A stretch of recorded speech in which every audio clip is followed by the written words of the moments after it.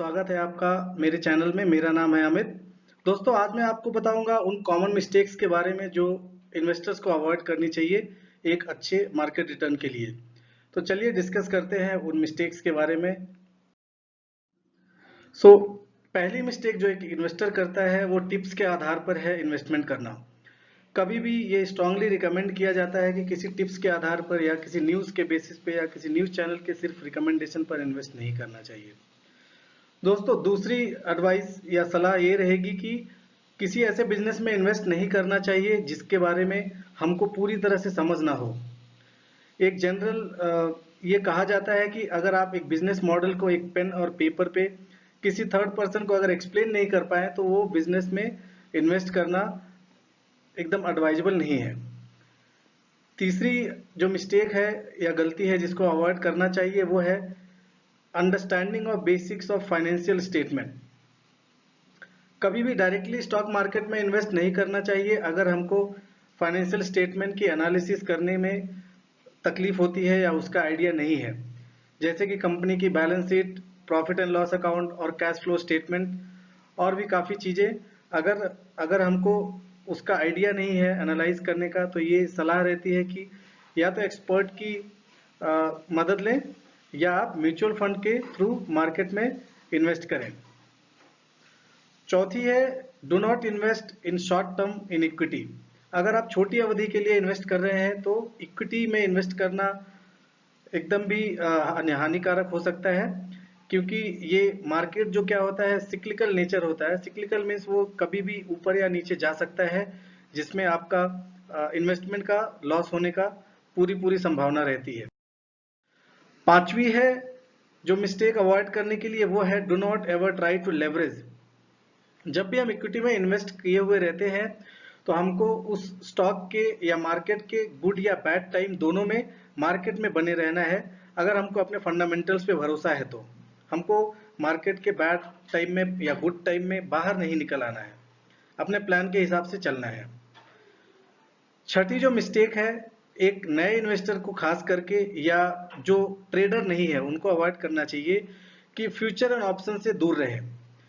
अगर आप एक अच्छे ट्रेडर नहीं है और आपके पास एक ज़्यादा बड़ा कैपिटल बेस नहीं है पैसे का, तो आप फ्यूचर एंड ऑप्शन से दूर रहें, क्योंकि बिगिनर्स के लिए फ्यूचर एंड ऑप्शन बहुत ही हानिकारक हो सकता है, क्योंकि उसमें वॉलेटिलिटी बहुत ज़्यादा होती है, उसमें पैसे आसानी से चले जाते हैं बिना बिना कुछ समय गंवाए।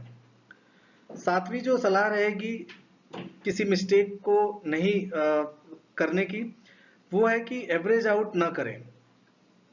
ये अक्सर देखा गया है कि इन्वेस्टर्स क्या करते हैं, शेयर प्राइस नीचे जाने पर एवरेज आउट करने लगते हैं। एवरेज आउट करना मीन्स नीचे जाने पर और भी शेयर खरीद लेते हैं।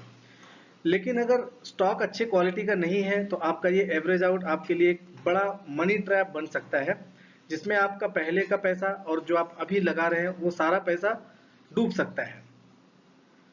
आठवीं जो मिस्टेक है अवॉइड करने के लिए, वो है कभी भी स्टॉक को 52 वीक्स लो पर ना खरीदें। अगर स्टॉक 52 वीक्स लो पर है, इसका ये मतलब नहीं है कि वो स्टॉक सस्ता है। वो स्टॉक 52 वीक्स लो पर है, इसके कई और कारण हो सकते हैं, जैसे कि बिजनेस का आउटलुक खराब है, मार्केट उस कंपनी में कुछ नेगेटिव देख रहा है, प्रमोटर्स में कुछ प्रॉब्लम हुई है, या उनकी ऑर्डर बुक वगैरह ठीक नहीं है। तो हमेशा ये ना समझे कि 52 वीक्स लो पर है तो सस्ता है, उसको इन्वेस्ट कर दें। उसमें अपना आप ड्यू डिलिजेंस करें, अपना फंडामेंटल एनालिसिस करें, तभी जाके उस स्टॉक में इन्वेस्ट करें। फंडामेंटल एनालिसिस के लिए मेरा इसके पहले का वीडियो ऑलरेडी बनाया हुआ है, आप चाहें तो उसको रेफर कर सकते हैं, जिससे आपको काफ़ी सहायता मिलेगी।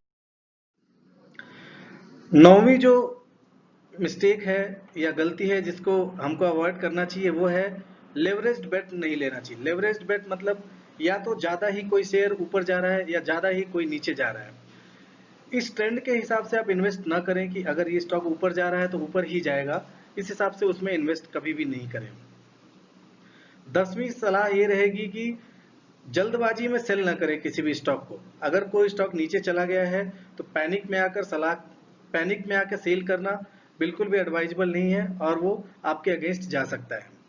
पहले आप उसके कारण को समझें, फिर अपना डिसीजन लें। यहाँ पर एक वॉरेन बफेट का मुझे एक कोट याद आता है be fearful when others are greedy and be greedy when others are fearful. So इसका मतलब ये है कि आप अपना डिसीजन सोच समझ कर लें। 11वीं जो सलाह रहेगी, डू नॉट डाइवर्सिफाई स्टॉक। आप अपने पोर्टफोलियो को बहुत ज़्यादा डाइवर्सिफाई ना करें, अपने कुछ सिलेक्टेड सेक्टर्स या सिलेक्टेड स्टॉक में ही स्टिक रहें, क्योंकि ओवर डाइवर्सिफाई करने से आपको फिर ट्रैक करने में या उसको फ्यूचर में रिव्यू करने में बहुत ही असुविधा हो सकती है। 12वां सलाह और आखिरी सबसे इंपॉर्टेंट सलाह ये है, do not change your financial plan. अपने जो फाइनेंशियल प्लान आपने बनाए हैं 5 साल 10 साल या 15 साल का, जो भी, उस प्लान के हिसाब से चलें और उसमें टिके रहें। कोई भी मार्केट ऊपर या नीचे जाने से आप उस प्लान से हटे नहीं। ये कुछ मिस्टेक्स हैं या ये कुछ सलाह है, अगर आप जिसको फॉलो करेंगे उससे स्टॉक मार्केट में आपके नुकसान की संभावना काफ़ी कम रहेगी और प्रॉफिट बन जाएंगे। मुझे उम्मीद है आपको ये वीडियो अच्छा लगा होगा और आपको इससे मदद मिलेगी आपके फ्यूचर डिसीजंस लेने में। अगर आपको ये वीडियो अच्छा लगा हो तो लाइक ज़रूर करें और दूसरे लोगों को इसका अनुभव या उसका सहायता मिले इसके लिए शेयर भी करें और फ्यूचर वीडियोस के लिए सब्सक्राइब जरूर करें। धन्यवाद।